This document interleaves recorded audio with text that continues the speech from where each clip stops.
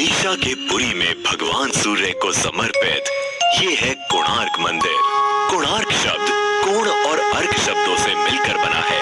कोण यानी कोना या किनारा और अर्क का अर्थ है सूर्य।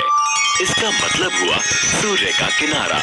ओडिशा राज्य में ये इकलौता ऐसा ऐतिहासिक स्मारक है जिसे 1984 में यूनेस्को वर्ल्ड हेरिटेज साइट में शामिल किया गया। मंदिर के गहरे रंग के लिए इसे काला पगोडा भी कहा जाता है। इतिहासकार मानते हैं कि ये मंदिर 750 से भी ज्यादा साल पुराना है, जिसका निर्माण 1250 ईस्वी में गंग वंश के राजा नरसिंह देव प्रथम द्वारा कराया गया था। अबुल फजल ने आईने अकबरी में लिखा है कि राजा नरसिंह देव ने 12 सालों के पूरे राजस्व को मंदिर के निर्माण में ही लगा दिया था। इस मंदिर को पूर्व दिशा की ओर ऐसे बनाया गया है कि सूरज की पहली किरण सीधे मंदिर के प्रवेश पर ही गिरती है। कलिंग शैली में निर्मित इस मंदिर की संरचना रथ के आकार की है। इस रथ में कुल 12 जोड़ी पहिए हैं। एक पहिए का डायामीटर लगभग 3 मीटर का है।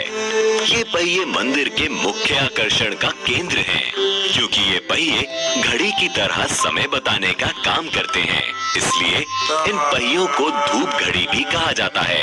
इन पहियों को आप इंडियन करेंसीज पर भी देख सकते हैं। इसके साथ ही इस रथ में 7 घोड़े भी हैं, जिनको सप्ताह के 7 दिनों का प्रतीक माना जाता है। प्रवेश द्वार पर एक और चीज है जो सबका ध्यान आकर्षित करती है, और वो है द्वार के दोनों तरफ बनी ये मूर्तियाँ। इन मूर्तियों में सिंह के नीचे हाथी है और हाथी के नीचे मानव शरीर है। इन मूर्तियों के जरिए मानव जीवन की समस्याओं को अनोखे तरीके से पेश किया गया है। यहाँ सिंह गर्व का प्रतीक है, जबकि हाथी संपत्ति का। यहाँ ये बताने की कोशिश की गई है कि गर्व और संपत्ति मानव का विनाश कर देते हैं। माना जाता है कि मंदिर का निर्माण समुद्र के किनारे किया गया था, लेकिन पिछली 8 शताब्दियों में समुद्र से इसकी दूरी बढ़ती चली गई।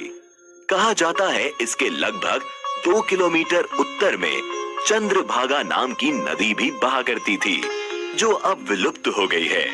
नदी के वहां होने को भी प्रमाणित किया जा चुका है। मंदिर से जुड़ी एक किंवदंती है कि इसके निर्माण में 1200 कुशल शिल्पियों ने 12 साल तक लगातार काम किया, लेकिन निर्माण कार्य को पूरा नहीं कर पाए।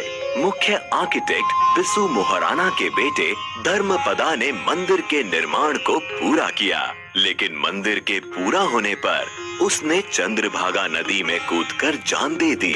कोणार्क मंदिर के बारे में एक रोचक तथ्य है कि मंदिर के पत्थरों को आपस में जोड़ने के लिए लोहे की चादरों और चुंबकों का इस्तेमाल किया गया था। साथ ही मुख्य मंदिर की चोटी में 52 टन चुंबकीय लोहे को भी लगाया गया था।